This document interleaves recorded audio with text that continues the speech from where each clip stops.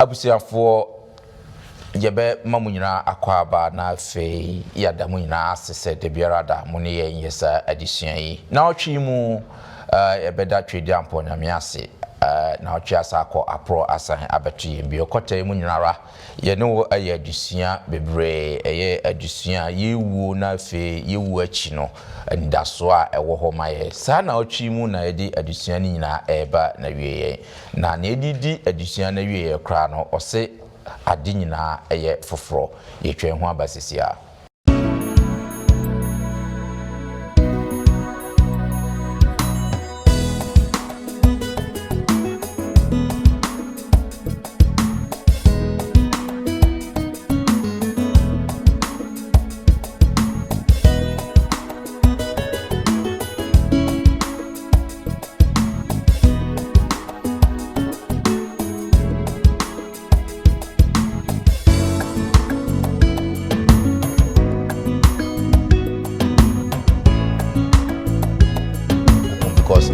Light hanya edi nyankopon animo no we nipa there is no way won't me emben o say ya wade o ye no ma wo nyame akasa na nya bisa wo say so ku kura nyame din ana sexia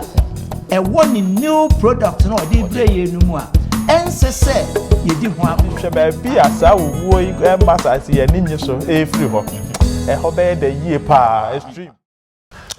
yebema munyina akwaba na afe yede nchiaso nkonso free yan ajenkwapa Yesu Kristo nchen ede ma munyina ra yede asida pesi enso bema mo se de biarada de mo fidie edito London Ghana memenda akwanjefo Sabbath school ena afe chosemu empensemu yebesa de asida eni kabianso ede ama adwuma ku A3BN TV Ghana omna omobo ye ho ban ana so omobo omso yasenema de biarada yede sa adusua yede ebremo 3BN eye adwumaku a enokwasam ne se omafa onyankopon asem dawuru ho ede ato omso ade biarada omo ebo onyankopon asem dawuru sense ye ka asem na no omonso omafa ede eko enam se sa adwumaku yi eye ankrankra adwumaku ti eye na eho sika same ede kakra nti ye bohu dawuru akanfo ama se wo mo bi a obetimi di abo atre BN TV Ghana ye de omo number ebetu ye mfoni na ni fa fre obi baje wo so na kakra bi obetimi di abo atre BN no wo de abo mo na afi omo nso omo timi atre omo enwuma no mu enam sa ye so emo onyankopon enhira aba wo so mabogafo no aye krado omo ba bebo ama adisua edie kota ye wie nyina ye de abro ansa na no me enkotie enwomra.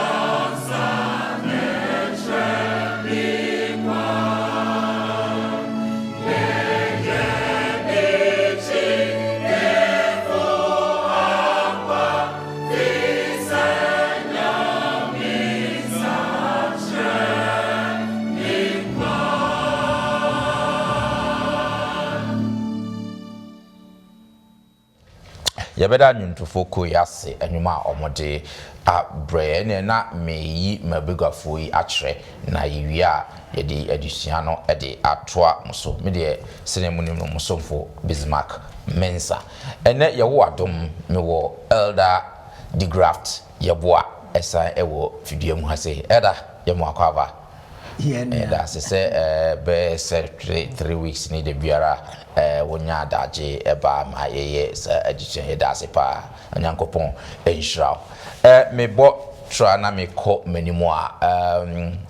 openi Kwadwo Densi amankwa so neti mfimfini Kwadwo Densi yɛmo akɔaba ni Bismarck great yɛda ase sɛ ɛnɛ to nsafrɛ watimi aba na mekɔ manimu a ne odi ɛtoɔ no ho akra yɛ Elder Hansen Asamoah ɛda yɛmo akɔaba great meda mu nyinaa ase sɛ yɛto ensa ɛfrɛ mu ba abusiafo ɛne na yɛbɛkate ani ahobrɛaseɛ mu ba bia wo biara na mema Kwadwo Densi ɛmɔ empire ɛmaye mo empire ɛda wase nyametomfoɔ ayɛ wadom ne omobro ho nti wode nkwa kyɛe ɛde abɛhyia sɛ yɛmadwene wɔn nsɛm ho yɛaba ne sɛ de yɛteɛ sɛ adebɔnyɛfoɔ ne yɛ fe yɛne bɔne ne yɛmmra ato nyinaa kyɛe na adesua yɛbɛsua na atiefoɔ yɛtie no ntimi nya bibi pa mfiri mu nsiesie sɛ deɛ wɔbɛyɛ ade nyinaa foforɔ no yɛn nso yɛnwi adesua no na yɛn nso yɛne atiefoɔ nyinaa yɛ foforɔyɛ yɛde asiesie ho ama ɔma yɛ ɛtɔ so mmienu no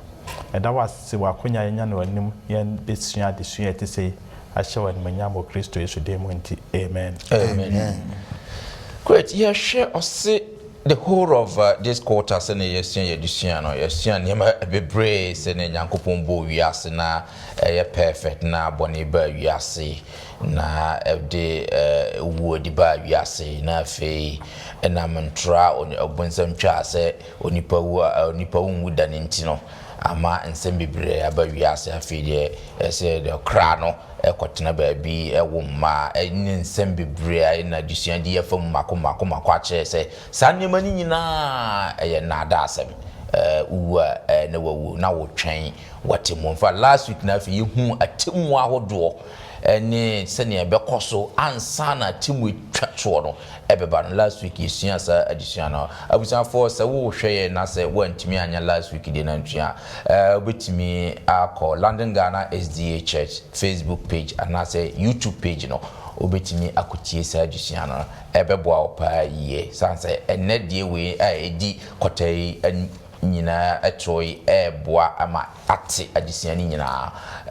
ase great na yɛwɔ nsɛm bebra ɛkɔ so kyerɛsɛm no aka afa sɛ ɔsoro foforɔ asase foforɔ a ɛyɛ Kristofo yɛ nidaso pa yɛ wo yɛ Kristoni a sɛ wate saa nsɛm no bebree wɔ kyerɛsɛm mu ɛno na ebinom fa saa nsɛm wei sɛ sɛbe yɛ anansɛm bi a sɛbe yɛ ka de daadaa yɛ kra anaasɛ yɛ ka de kyekyere yɛ werɛ kɛkɛ sɛ na ebi a uwu a wobɛnya werɛ kyekyere bi sɛ bibisa wɔ hɔ bibisa ɛni hɔ no kwasɛm sɛ yɛ ba bɛhwɛ ɔsoro foforɔ ne asase foforɔ yi a kyerɛsɛm ɛka a ɛyɛ Kristofo yɛ nidaso a ɛno na de biara yɛ nyina yɛ presɛ yɛn nso yɛbɛnya mu ɛkyɛfa no yɛba bɛhwɛ sɛ ne kyerɛsɛm no ɛka ho asɛm ɛfa na yɛhu adusua yɛbɛtumi asua from ne asetena yɛbɛtumi atena na yɛn nso saa foforɔ ɔsoro foforɔ ne asase foforɔ yɛn nso yɛtumi anya mu ɛkyɛfa nti sɛ wowɔ hɔnom na fa kyerɛsɛm na yɛkan ana nso wakan na fa wadwene edi akyire ne nyina yɛmfa adusua no mbra na wie no na yɛtumi anya nteaseɛ bebree nea yɛde bɛhwɛ yɛnka anaasɛ yɛnka abɔsɛm yɛde bɛhwɛ adusua no mu no yɛfa firi adiyisɛm nwoma no ɛkyie aduonum baako yɛmu enum Revelation chapter 21 verse 5 Mama yɛnkenkan ɔse na deɛ ɔte ahengua no soɔ no se hwɛ meyɛ nneɛma nyinaa foforɔ na ɔse twerɛ ɛfiri sɛ nsɛm yi wom na ɛyɛ nokorɛ amen yɛndi kan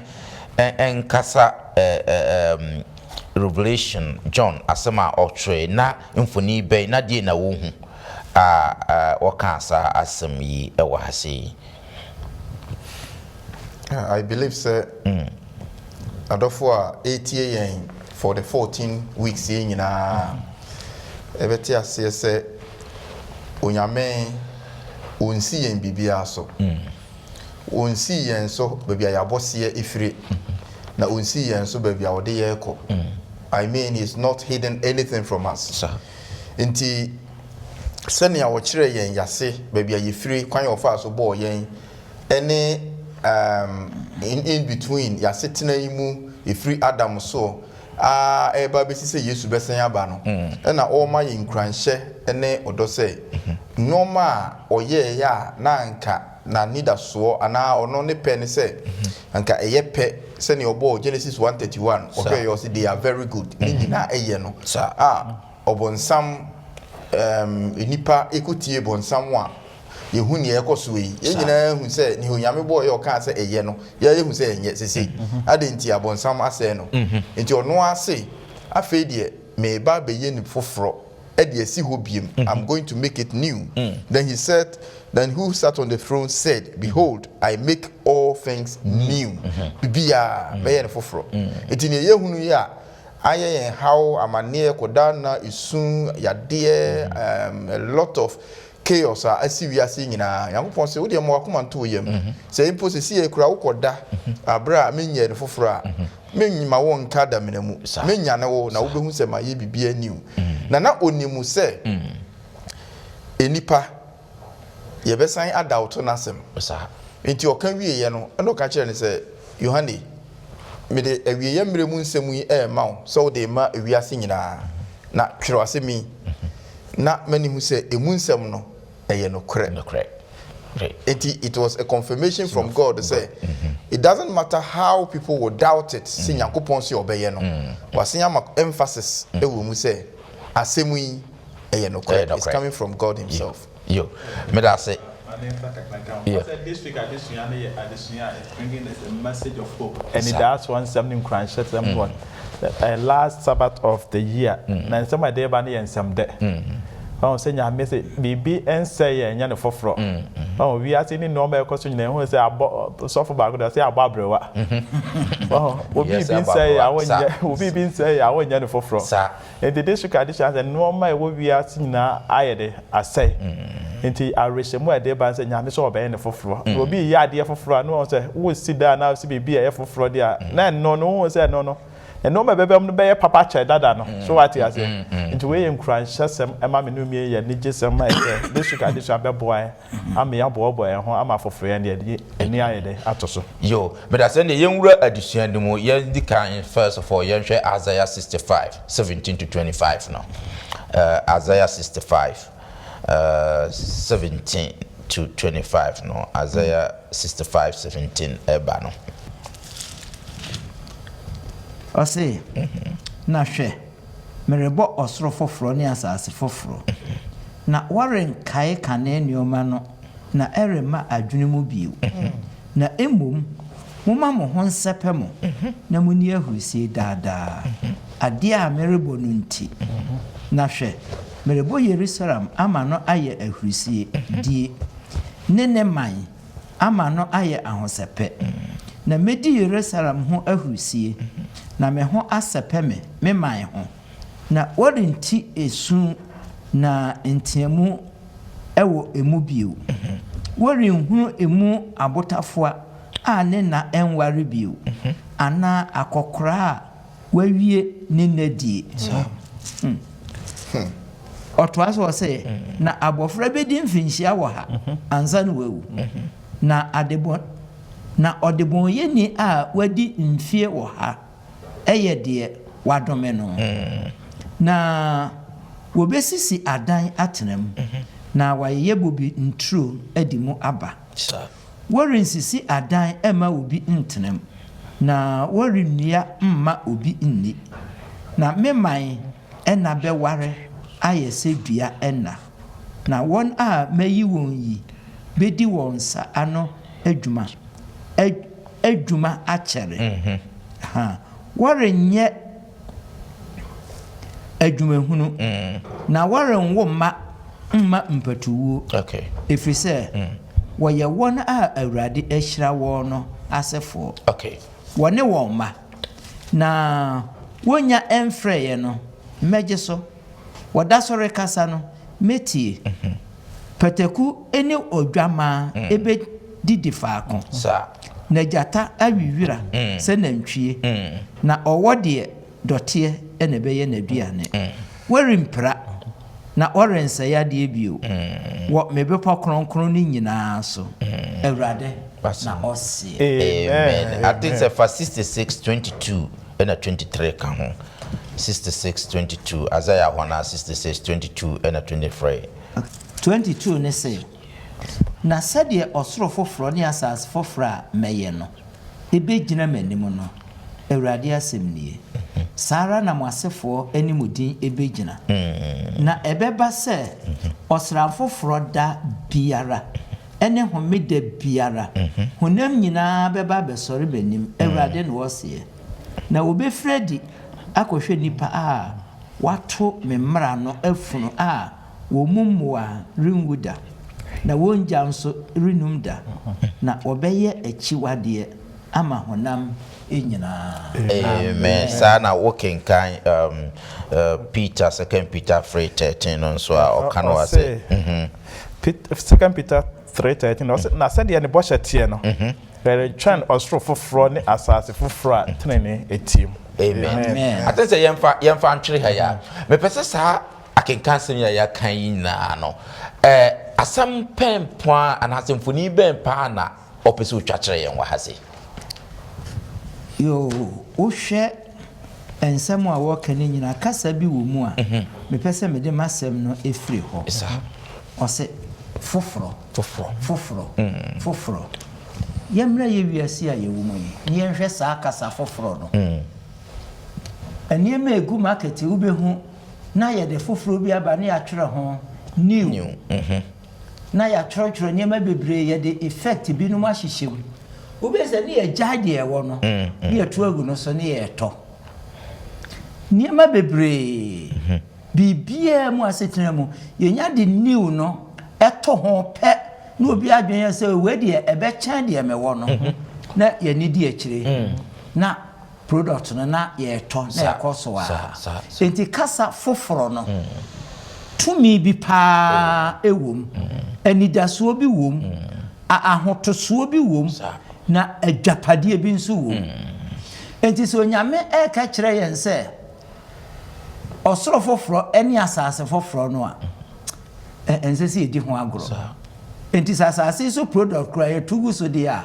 ɛne ɛsɛ ɔkra bi ɔte asase so no ɔma saa wei ɛyɛ n'ahiade sɛ ne nsa bɛka na adɛn ne nyame sɛ ɔbɔ ade foforɔ ke nyame onim nneɛma nyinaa na ɔbɔ nneɛma nyinaa Genesis 1:31 ɔsɛ nneɛma bɔ yɛ nyinaa ɛyɛ papa meka saa deɛ me werɛ mfio pɛ a no wode toa biribia so ana di mu aho nanso ɔsɛ afɛ deɛ ɔbɛbɔ ne foforɔ ɛyɛ bɔne ama nneɛma ɔbɔ yɛ nyinaa afei nipa hu ne sɛ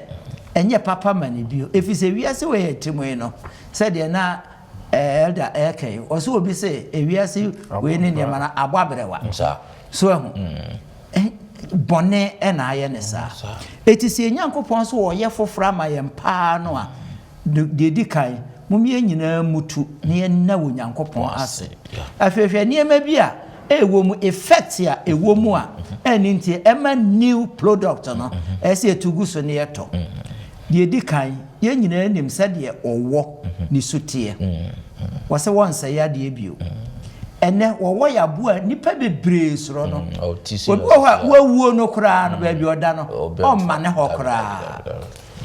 afei hwɛ sɛdeɛ gyata ɛtete mmoa ɛwɔ serɛ so wohwɛ a wontimi nhwɛ na ɔse gyata no akɔdaa ɛne ne nyinaa bɛtena faako ɔnyɛ ne bɔne ɛfiri sɛ bɔne a ɛma boa no ɛtete ne yɔnko aboa no nyame watɔle n'ase ɛni hɔ bio eti monhwɛ effect a ɛwɔ new product a nyame ɛyɛ ma yɛ no afei nso wɔsɛ yɛmfie no yɛma akɔkora yɛma bɛ wɔsɛ akɔkora ɔnwie ne mfie ɛkyerɛ sɛ ɔnwie ne mfie ɛkyerɛ sɛ ne mfie no ɛni awie eti sɛ de wɔsɛ nneɛma nyinaa yɛ ɛntɛna daa no ɔsɛ akɔdaa koraa bɛdi mfie wɔ ha nene mfie wɔ ha yɛde to akɔlaa ho daabi eti wɔde saa nneɛma wei nyinaa ɛtoto amia hu effects ya ɛwɔ ni new product na ɔde brɛ yɛ no mu a ɛnse sɛ yɛdi ho agorɔ paa na ne boɔ nso ɛden na hwɛ na sɛm baako koraa ɔkae a ɛsɛ sɛ yɛde ho no mi sɛ nsɛm bebree wɔ mu na brɛ nti yɛnyɛ nkɔm baako a ɔkae koraa ɔsɛ nsɛm a ɔkae ne nyinaa ɛwom na ɛyɛ no korɛ wɔde stamp bi asi so a ɛne deɛ woyɛ ne hwee a ɛnyɛ yie na deɛ medi twɛtoɔ ne sɛ saa homeda no a ayɛ nkyɛnu a bebree ne sɛ atwa mu yɛbu na bomfia yɛgu n'anim aseɛ ne bi mpɛ sɛ yɛteɛ no homeda no wɔse yɛbɛ bɛdi no wɔ soro hɔ na wote asase so wo se wo mpɛ na wɔ soro hɔ deɛ wɔbɛpɛ na abɛdɛ koraa no wakɔ wɔse na ɛbɛba sɛ ɔsram foforɔ daa first day of every month etine no kebeka no say first April bia ewiase mato ne April fool no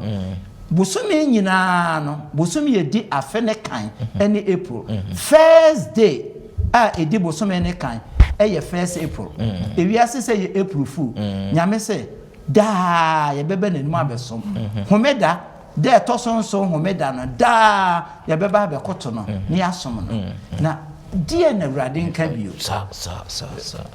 me de manu say perfect description asa no mo ye ka te di akira ye nwie da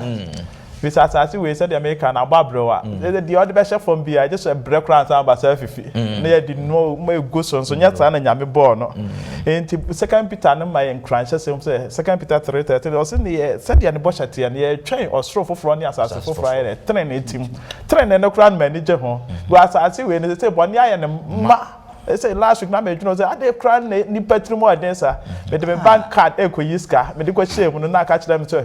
shame na say scan e ba na ka kire me say me report to me bank ave de me friend kire ni be say nkrofo bi na set de bibia be shem o hwe na nkrofo abeyi bank card na de na moto no ma sa abotwene ho ante ase just boni na be ni patrimu ama just tambia nti na makura you are not safe in this world because boni a she ni page ni tambia obi peko yo be fa so bu ni nuanya bibia free na nyame asema wa say tenene de ode ba ne de tenene etim sa de no kra me nwene obi ho boni no kra ba makotwene enti sa no ma we nyina na ka DSM to de my 21 kind 1 to 5 na be kire se ka ne soro ni ka ne ada na twam sa no ma na koso asase su nyina afiri ho enti ka ne new one de nigia ne osebo enti we sha me ne umie no se sa asase we so kura de koso kura ni je ho a ne yam fa to de nyame ye de very good me da se fa ma me company hands enti ne ye nyina ye ka ene se onyame etenene no ete baby awo na ne obeye ne munu bia no so odne tenene betenem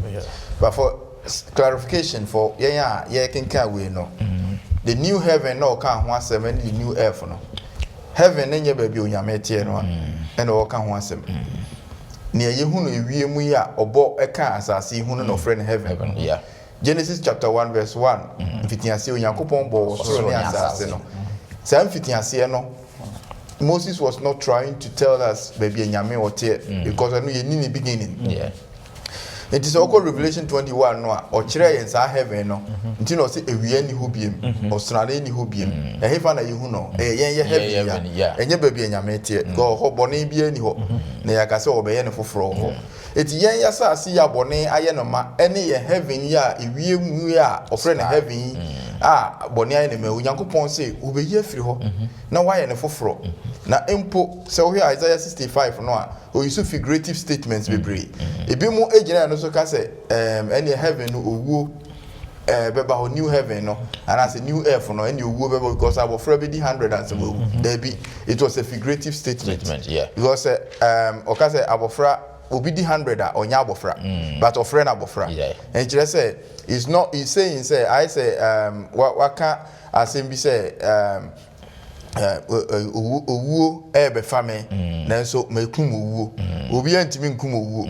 what I say owuo na o kan say abofra be wu at 100 no it doesn't mean say you wu a we be wu ho or patchra will say if somebody is 100 no nya abofra there will not be any death yes. That is what it means eti ni onyame ehhehya ma yen no o say emma akoma mu da na o say ka say ni extra no kura no emma ya dwen mu da Isaiah 65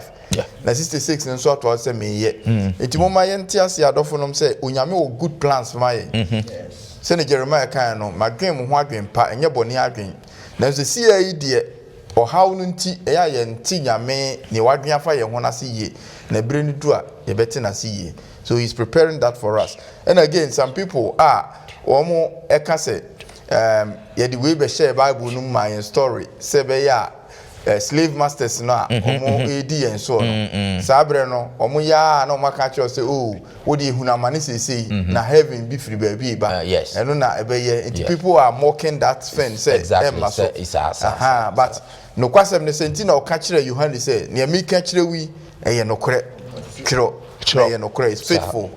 eti enye say sebi eye slaves masters bi na de be share wo say na be ya as I see so de on say ebi mo say heaven on earth it is unye duru abuchira na che say we duru heaven no but ye betina abuchira ye hu say hell kura it's even hell aha na bonene or how ahu asetena mu ahu to kakra bi o ba look at the hell we go through exactly it no enye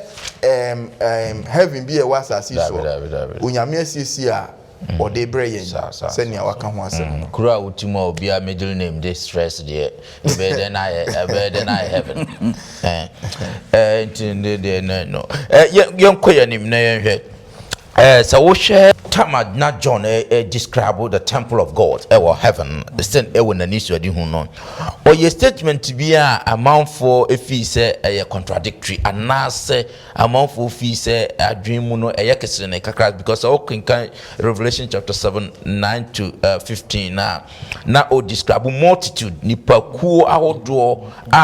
nyankopon age wo mo no mo serve nyankopon day and night nyankopon temple no but obehwe Revelation 21:22 no so oso ohwe no hu na wanhu temple bia eno na ba be ye controversy wanhu temple bia but ohu Yesu Kristo eno na ba be ye controversy say ono ne ka say wohu nipadom a omosom nyankopon temple ba achinso ba be ka say ohwe no hu ba wanhu temple bia ohu onyankopon Yesu Kristo enya contradictory wa hase anase na die no pese sen no pese yen chase sen so yen kind of yen sene ehonom so that's what I was going to say kan adisem engoma no etre nkron 9 to 15 no emphasis no what 15 nankasa nti wo de kan yen mu akire no me hwe na hwe nipa ko kase obi ntumi nkan wo isa awu fra aman musuakuo ne nkrofo ne kasa nyina mu no ejinagina henwa no ne egwama no anim hyehyɛ ntade fita na wokurukura bre na wode ne kase etia mu se nkwaje no ye nyankopon a wote anwa no so ne egwama no dia na abofo ni nyina atwa ahenwa no ho ne mpanimfo no ne atiasefo ba na ne ho ahia na wode wanim butubutu fam ahenwa no anim na wakoto nyankopon ka se amen enhyira ne anuonyam ne nyansa ne aseda ne anidi ne tumi ne ahoden ye nyankopon ne dia daadaa ne mpanimfo mu baako ebisa me se yenum a wohyehyɛ ntade yu fitayi eye hwanom na wofire he na meka me kyerɛ no se owura wona wonim na oka kyerɛ me se yenum ne wone a wofiri ahohia kɛseɛ no mu na wahoro wɔn ntade ama na ahoa wo agwama no emogya no mu yenti na wo onyankopɔn ahenwa anim na wosom no awia ne anadwo asonda no na de ote ahenwa no so no ebe kata won so amen now 21:22 so me entie nyame asem e wo 21:22 no na me hunu asore dai biara wo mu na awurade nyankopɔn ade nyinaa so tumfo ne adwaama no ne asore dai amen na wanhu asonda bia ho ne mo nyankopon awurade nyankopon ne adwama ne tumfo no ono ne asonda no na etesen na wohwɛ akenka asɛm no koraa sɛ ɔno a akyerɛ mu sɛdeɛ ɔno John ehunu yɛ no ɛna wɔkyerɛ mu de akyerɛ yi eti ɔno John deɛ wɔnim sɛ asɔndan sɛdeɛ me ne nyinaa te ha yi te sɛ da yɛ si wei ɛyɛ asɔndan eti vision ɛna wɔyi kyerɛ no wɔhunu yɛ de ɔno hunu yɛ ɛna ha no wɔhunu sɛdeɛ wɔhunu sɛ asɔndan no saa asɔndan no ankasa no ɛne onyankopɔn so ɛho na hwɛ ɔnim sɛ Exodus wɔkaa sɛ Mose yɛtena bea kronkron ma me na mentram wɔ mu ɔho ɔma Mose si ntomadan ntomadan osi yɛ nyɛ hɔ no onyankopɔn atenaeɛ nyankopɔn atenaeɛ ɛyɛ ɔsoro ɛtɔ so mmiɛnsa ɛnyɛ deɛ ɛtɔ so mmienu yɛ ɔbɛyɛ ne foforɔ yi deɛ ɛtɔ so mmiɛnsa sɛ deɛ Paul ekyerɛkyerɛ mu ɛni nti no sɛ wɔka sɛ me mɛtena wɔ mu a ne sɛ deɛ wɔka no na onyankopɔn nso ɛtena bea wɔ soro a ɛne no nso ɛbɛka sɛ ɛne ne ɛno nso ɛne sɛe so ɛho enti no wohwɛ kenka asɛm no koraa no wakyerɛ mu wɔsɛ nti asɔndan no a mehunu yɛ a meka ho asɛm no ɛne onyankopɔn enti deɛ ne wɔ ɛna ɔse yɛbɛbɛ n'anim so aba abɛsom enti yɛkɔ nyankopɔn anim ne yɛkɔkɔsom na ɔsɛ ɔyɛ asɔndan a kyɛ sɛ yɛ problem ɛwɔ ho ne sɛ enti adisɛm deɛ ɔpanyin di kai no na ɔkyerɛ ahoteefoɔ no ɔwɔ akɔpɛ nyame anim ne kwa yɛ ɔmɔfa so enti ɛna 21-22 no nso kyerɛ sɛ wɔn ho asɔredan bia bi sɛ asɔredan deɛ ne no ɛtenene nsɛm ne ɛde ma wɔ asɔredan no enti si akɔhyɛ nyankopɔn a na ne asɔredan no yɛhia ɛso ni mfaso bi abiem ti sɛ nyankopɔn na ayɛ asɔredan enti ne tenene no ɛne yɛn ho nti asɔredan sɛ nipa nsa no asi a yɛkɔtenam no na wɔn ho bi o na ɛnam sɛ nyankopɔn nyame na ayɛ tenene a ɔyɛ asɔredan na yes, some idea need the amano. The emphasis now shifted from say to on okay, I see. Great. Yeah, so Yankee verse 3 no 21:3. 21:3 no mean 21:3 no so say. Na mete ne kese bi firi ahengwa no mu ase hwe. Onyankopɔn tomadan ewo nipa mu. Hwe ho. Na obetena mu wo mu na waye ne man. Na onyankopɔn no ara ene won betena. Exactly. So the penifo can that is it. And say I saw there ni ho. Yeah. In fact the book of Revelation no na ka me hwehwe e de aba. Or say na Jerusalem on say the whole Osro Jerusalem na foforo na obeye no. Asase foforo na the New Jerusalem no beba so no. Wayi baby a wafre no natenaye. There is a headquarters within the new creation no obeye no. Unyame te ho. Na sorry dan no ho. But what Revelation 21 emphasizing no say benefo aka na say the focus is not on the dine no. Focus no guama no ene osom nyankopon no a yebesom no no. And he himself also baby or say owie bi ani ho osrane ni ho na onyame no abeye the light. But at the same time no say wo hwe a o say yebekan enna asia kan den osrane because osrane foforo ne na foforo homeda yebe den ya kan sa na no because nyame bo ade from the beginning no on the fourth day as a wo bo awia and so first 3 days ni nya first day second day third day but only say ye dey awia and na account days yes but first 3 days no but yeah, then you can yes. If it's a nyame no ankasa no onim how a osiye na de that reverse no obesia ya ewia mu ha obi nso betimi akan na because the first day second day third day fourth day no bo soro ewia and so they say no the ewia ne kan na be hye ewia nsa but oye ewia free ho we will go back to the first 3 days and na ewia ni ho sa na so dan no definitely there will be a dwelling place Inyame wo because all through the Bible na chere say asori dan wo from Revelation 7 but emphasis no na o pese o shift from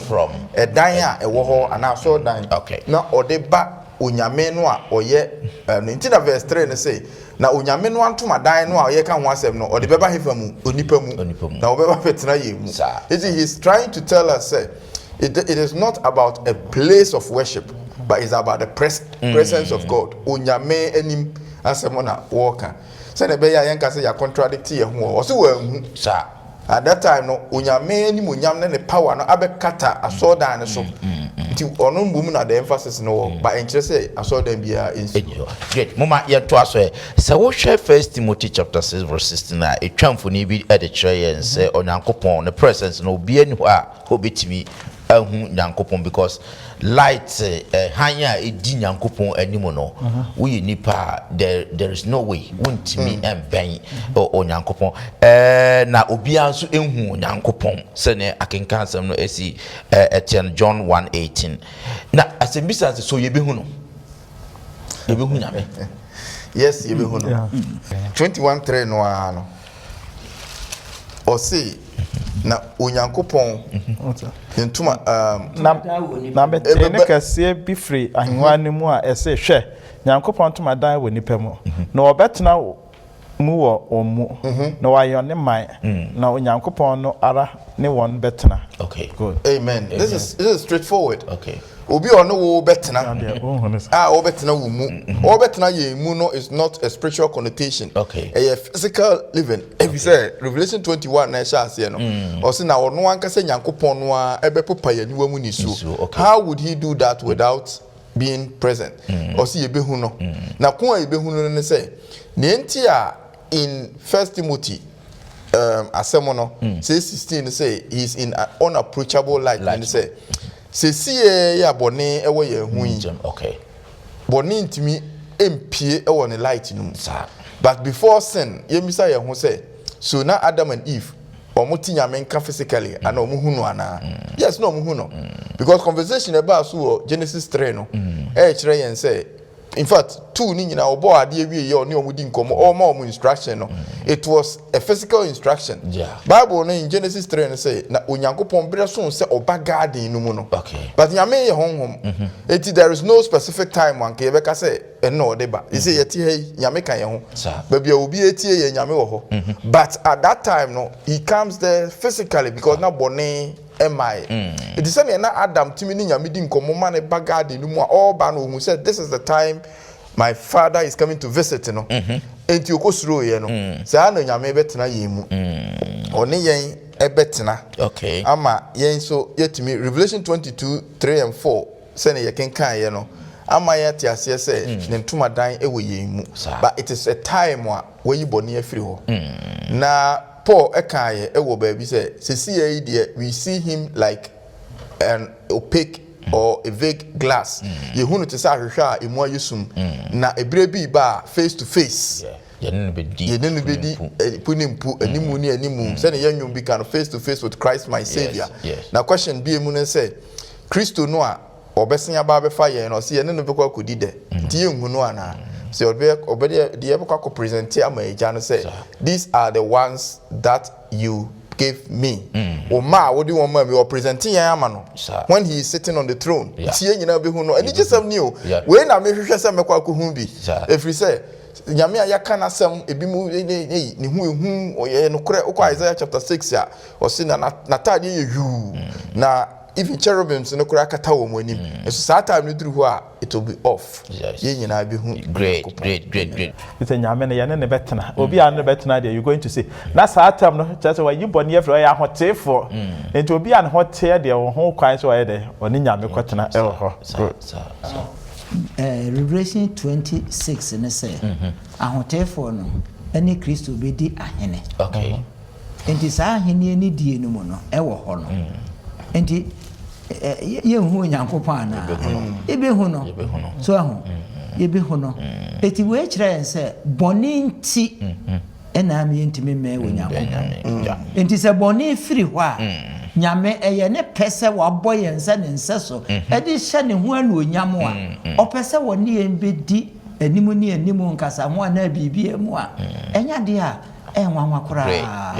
Matthew chapter 5:8. Blessed are the pure in heart. Yes. For they shall see God. It is that purity no. Enya ya ho den. Enu nti na ode adom ene Yesu Christo justification no. Ode ma wo na wo mane tena wo mu na yenso ebo brase ne Christo boy. Christo ho adwen ni bi tena ye mu a. Ebre bi beba we shall see God. Ebe hu no. Great. Eye promise and God is prepared. So ne yebetena obeyi owu afiri ho bepepa ya niwa mu ni so na in Revelation also be ogwama ne beko bia no ahotefoɔ de yɛdɛn edi n'akyi nanso okubawa he na ya okɔ na gya anim so we shall see him. Great yɛn to aso na afei yɛnhwɛ anidasoɔ ne nkranhyɛsɛm ne yes nkranhyɛsɛm bi ɛwɔ nyitosɛm yi mu yɛnhwɛ Isaiah 25 verse 8 na kwadwodensi sɛ wabie Revelation 7:17 so na afei Revelation 21:4 ɔse ɔbɛmene owuo akosi daa na Awurade Nyankopɔn bɛbepa ani nyinaa so nisuo na wayi ne man ahohora afiri asase nyinaa so akɔ ɛfiri sɛ Awurade na aka. Amen. Revelation 7:17 also. Revelation 7:17 I say na drama a wɔwɔ ahengua no mfimfini no bɛyɛ ne wɔn na wɔde wɔn akɔ nkwa asitire ho na Onyankopɔn bɛpepa nisuo nyinaa afiri wɔn aniwa mu. Amen. Finally share Revelation 21:4 no mo miente nyame asɛm na wɔbɛpepa wɔn aniwa nisuo nyinaa na owuo ni hɔ biom na rehoɔ ni osu ne ya biara ni hɔ biom fi sɛ kane no ma no atwam. Amen. So nkranhyɛsɛm ne awerɛkyekyesɛm bɛn ɛna ɛwɔ saa nyitosɛm yi a na yɛbɛtumi afa na yɛfa braben ne yɛmmɔ na saa deɛ wei yɛntumi nya ho emusua ho no. Yo wohwɛ nneɛma mmienu a wɔbɔ odin ha paa no a ɛde atete ɛtete nipa wɔ asase yi so. So hwɛ nisuo kyɛ sɛ wobɛhu obi a wɔte nisuo biara no a dodoɔ no ayɛ awerɛhoɔ na mpo tɔmmerɛ bi koraa na anigyeɛ koraa nso adane nisuteɛ enti no yaw na deɛ ɛtwa ne nyinaa to koraa ne owuo hwɛ da biara no sɛ kyɛ sɛ bi ebi si na mekɔ a na mehwɛ sɛ yaa na mbusa mo sɛ nti wei nti wɔnsa ama bio na mehwɛ a madam anim sɛ agya owuo bɔne adi aborɔ kyɛ sɛ owuo ya papa na sɛ nyame sɛ ɔba bɛyi adi afiri hɔ a anuanom menim sɛ obi a wɔtie yɛn biara no ɛbɛyɛ awerɛkyekyerɛ ɛde ama no we sɛ ɛyade a yɛn nyinaa yɛ ne tua yɛwɔ adi anamu wɔhaw ne amanneɛ mu ne atetee nyinaa mu nokwasɛm ni sasase yi so koraa no sɛ yɛkɔte biara yam na yɛhunu amane me nua density ha yi wɔne ɛyɛ anam frɛ ne doctor hwɛ bra wɔ mo brɛ ɛho adesua wɔ mu sua sɛ bɛyɛ a yawo ni pete ye beboa na me na firi mu ni nyina boni na de ba ya die nti ɛna ye pɛ anu aduro afiri mu fisi enim sɛ yampa no aduro wura anu aduro a owuo baba befa ye sa nti je se ba bia befa bia no nipa ye suro wuo ye dwane wuo ye mpa wuo ɛni nti no so ba be ye afiri hɔ ama ye ne a ɛya rekyekere kɛse pa ɛnze sɛ yɛtoto nase yɛkora na yɛda Onyankopɔn ase ɛno nko ahonko ada biara da ɛsɛ da nyame ase ɛna no more death waso bia ni sɛ wohwɛ asase wei ɛte so yɛ fi sɛ mu ɔde pa o ɛnso awrakɔ samte yɛ na owu ababum na de yaw ne osu ne noma bebree aba nti hwɛ baabi a saa owuo yi ɛma asase yɛ ne nyi so ɛfiri hɔ ɛne ɛhɔ bɛyɛ da yie pa extreme papa nti ɛno yɛ nkranhyɛ sɛ ma me no mie no sɛ deɛ ɛteteɛ no sɛ deɛ tie nipa yɛtena ase a owuo bɛba abɛfe akɔ nti ne kwa sɛ yɛde yɛ adwene si just asase wei so na mmom yɛsɛ yɛ go further sɛ ɛwɔ mmerɛ bi wɔ hɔ a nyame bɛba a ɔbɛyɛ dɛ ɔbɛyi saa wuo no afiri hɔ na nyɛ opportunity ne kɔ na ne deɛ ne yɛnkɔtoa so wɔ hɔ. Great. Me da ase kwadwo densi. Yeah, so to touch on the lesson I hear in the whole quarter nyinaa no in this no me san ya kan bi mu sɛ the concept of the fact say obi ewu a ne kra bi ekotena ejamu forever na wahye asu no e defeat bible asɛm okan yi we say o se obeyi owuo ene nisuo ene eye a unyina afiri na so obi da jamu oda so hye a na e kire sɛ onyame nyim firi hɔ afei so o se the former things shall pass away. That's right. Enti ade bi e fa owuo ho obi tiamu obi hye obi yeden ni nyina wa yeden we ye firi ho. But here is the story of Lazarus edwumu gina so yi. baby Abraham kukumu wono any baby ejano wono they can see each other and talk to each other and they just a heaven and a pleasant place. That's right. But how so they all say baby or day my no emma akumemu kura biem if we say why popo ye niwa mu ni suo na wa mayen in cransha adofo the problem kesi a ye wo any say ye try say nipa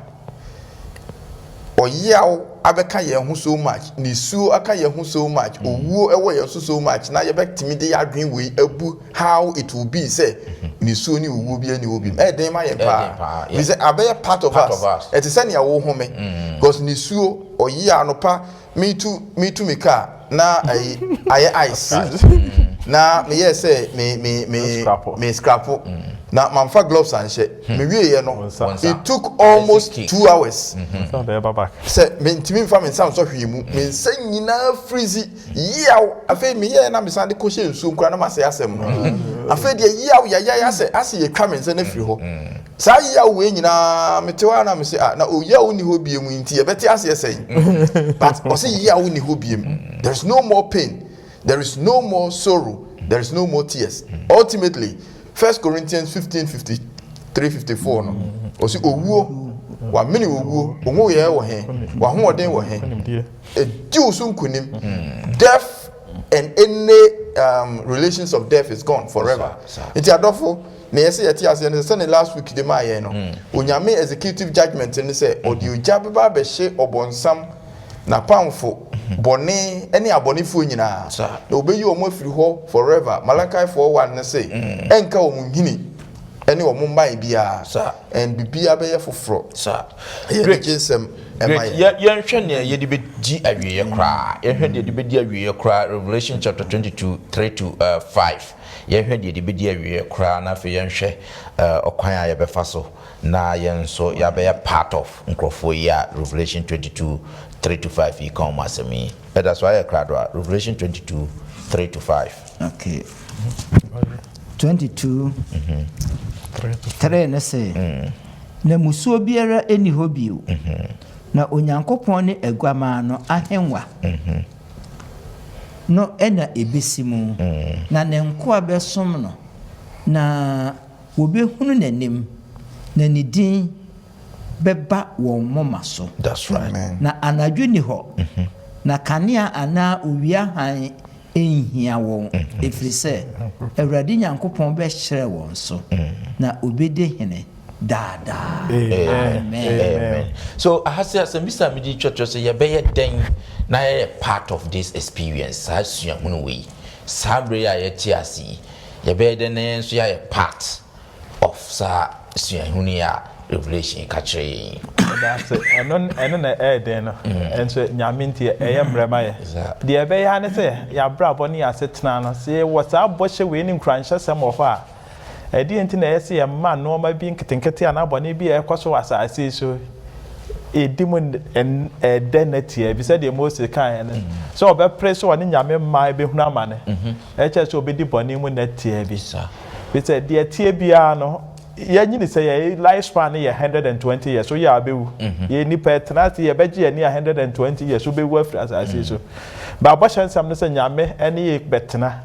ho wo ni ho biem to benyino de oti no betena sa ye nkura ncha sam ma me no mienu a wotie say eno ma bi wo ho na eji asabam a ye mo ho mpae ni antwe ho firi ho ni afi ya ni na sa ni da so kese so ni empress ya beko bi said ya be ya ebe nsu ye be nkunim defo yo meda say edabrem no kwasem ni esese ye hwe ema niema atrosem ne niema ekoso no ena ada ye na nsam a adisua de ma ye ne atrosem de ma ye no eye no kure trudo nyame no ankasa kasa na odi esiso se na nsem etwere na ye no kure trudo na sede onyankopon dote pa ne so odoye kase ya gusa ye ho se ye sombo sei ene onyame obre ye ho sa te sede na eda ayi ekiremu yi ansen ekiremu yi wodi ehwe se nyame se bone ene niema dada na e madwene mu bio na ye nkai bio Sebeya, young Kokaya, Viraho, any Yaubi. Because your Kai, a certain details I see we so heavy. Yabekai Yao, Yabekai Bonnet. Then to would your warriors here what heaven, I enjoy. Now, me father say, me dofubi, me nuebi, me papa, me ba, me kuno, me yere, ana obusuani bi. Na wono anko heaven ni bi. Na wo de gem no wo hyeda. Na msom te heaven. Na me enjoy ya. Ujiri pa se ye ni beje wo heaven. Ye nenye. Ena fe nso no ba bia wo o se ode ye kwane eye foforo. So ahu enti ne niema ewo mu ni nyina no bone mfrem. Na nso ye wo heaven ya ye hunu se oje hye na nipa gumo hye ya. Na che se dada no ano enu amu ne ewo. Enti wo hu se nipa dwen kura de tenase na de niema toto niema ho a. Wo se nsem yi a saa sofo ani asempakafo ne won ye se wo manya han foforo edi dada nipa nyina no e kire se eye atorosem enye nokore afi ema ye hu ye nyankopon no ne do nokora se die ni mudro no etie eti mesremo enye nokore kora right nti menfa we entwato ma yen se onyankopon e ka se wakiro obekiro ye ndin ewo ne moma so a ye moma so obekiro ne din wo ye moma so ahotefo no a in Revelation 22:3-5 no ka ye no a ne a ekire enyina ne se onse in Revelation 7 and 14 no or say na okiro osili ne mano those who will be saved osili wo mo on moma so and oko Revelation 19 so a oka Yesu Kristo o se na edin bi go ne moma so na ne din no ani onyame asem eti moma so no e symbolic senia in Revelation 13 so wona obeje abo na gina ye no obeje ne wo moma so ani wo nsa so a enye se ye bekire gu moma so no ye symbolic e kire se moma Kristo ho adwen ni bi entre mo adwen ye wo he e wo yitrim the symbol of nia eye wo tie no eye wo moma so e wo adwen mu e wo senia wo tie ti na Yesu kan wo Matthew ho no se senia wo nipa wo dwen no saa na ne ye etie enu ti onyame ma obeji yen no ne din egu ye moma so ene na saa din no ebeyi ne ho adi ewo mre a ye ne no ebetena no ne din egu moma so ena ode ma ye mranse dum ni se emmo ne din kwa ti you carry the name of the Lord in jealousy like o garden o kuranyame din e de nam o se medimi din ena bo won ho ban na medimi din ena hwe won so ti onyame din a ewo ye moma so nyina anti na ye frɛ yen a Kristo din da yen so this wo bra no anye se onyame edin ewo wo so na wo bra basabasa bia ne wo pese wo kire ne se wo yi nyame din afiri wo moma so e de obi din ena e obonsam din abegu wo moma so so it is either you're having the name of the Lord on your forehead or Satan enunti enije semu a ewo ho ne se kwambe ubisa se ye beye den na ye nyasa den no ti ne medi twato ne se Paul eka asem bi efa Abraham ho in Romans chapter 4 no or say na Abraham enye ne nyuma na ye de bu ne bem na so Bible no kan say Abraham gidie na wo bu ne say den trene e ma no gidie a ye gi Kristo Yesu adie na ye tena na semu na ye ne Kristo akase yenye na ye de ye ho ato no so akusi awieye no na kire say onyankopon ne din egu ye moma so and it will be manifest wo bra ye nyina be kwakuhia wo soro na ne ntomadan aba yen nipa mu na wo ne yen atena na wo yi ne handkerchief minim ne ode be popa ye ni wam ni suo ba bigidi say is a righteous something ode be popa ye nyina ni wam ni suo yenti o haw amane eyi a obie mu no na so be bi ogwama no ko bia no ye be di na chi na ye ne man na ono so wa ye nyankopon this is the name of the Lord on our foreheads he said na wotwe nyina kota yi nyina wanti bibia akra no hunu se onyame din ekura wo onyame din gu mu maso it is wo fafun adi nkonkonsa bisa se onyame din ne ewo he se wo ka obi ho asem wo ye yi hotena se wo bokoro no wo bo adwaman wo se ya wade wo ye noma onyame aka se nya bisa wo se so ukura nyame din ana na se wo ye ne nyame aka nso a na wo bisa ho se so me di nyame din no spread eno na beboa yen ama the time will come when it will be manifest great in us. Madam was my dear pa onyankopon enhira mo se kota emu nyinara mama mo ho kwan na ye ne yetiefo ye yesa adusua abusuafo adusua no na ye de aba na wie no daachi anidaso efa owu ni se ye riwu no yewu a yewu achi no anidaso be na ye wo se ye hye adusua na ase no se na ye si hye adusua na ase no na nyame pretty bibia perfect and abone be say we ase ba ya be endi addition say sade na say no ye be say be no for bio it's so beautiful the experience no say na be bomb ye be ma ye ho kwana honhom no e de ye adwuma sene be sisi yen na nyankopon ba no be ye no foforo na yetimi anya emu asua ho onyankopon ensham next week no ye the new quarter, new lesson, new knowledge, new ideas, new year bibia ye de no society new grandfather no next week there no next quarter then e be yesikasam kakra enti no say sikasam wa ye di je no say good part be tutu niema yi okay so for be yi enti nipa wo get into next week there no e be new quarter new year bibia kama sane no ye we say no me ne won sanye next week there onyankopon enhira mo ba bibia na asida nso enkoma Trebian TV Ghana sane de biara omboaye no katawani na afemi ma elda the graft enhira so kra e maye mama mompaye nyame tumfo ye da wase bebre ba bia de abedru ye de wase se wa me ye bohye se owuo asamando yawo abebrese ne amani nyina ubeyi afiri ho kura na ba me ye da setena owuo nim anigie ahosepe ahoto woso obo Jerusalem fofora ma na yahurusidie